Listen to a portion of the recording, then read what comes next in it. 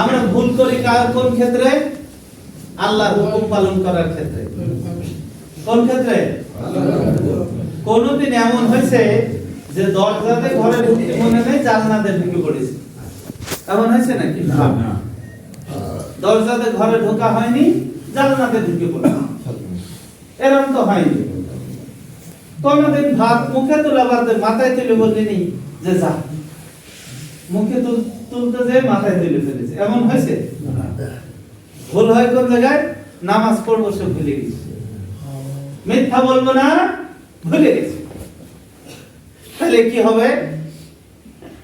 আমরা ভুল করি কোথায়? আল্লাহর হুকুম পালন করার। আমাদের এই সংক্ষিপ্ত জীবন আল্লাহ সুবহানাহু ওয়া তাআলা দিয়েছেন।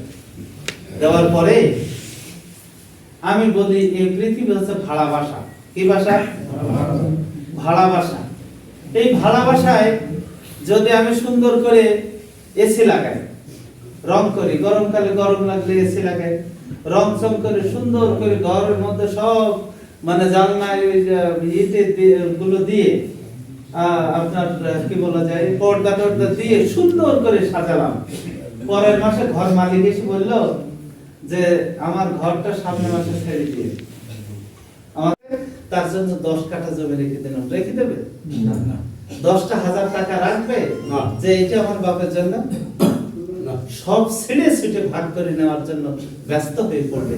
আমাকে কখন কবরে দিতে পারে সেই প্রচেষ্টায় যারা তৈরি থাকবে। আর আমরা কাদের জন্য করছি? কেন করছি?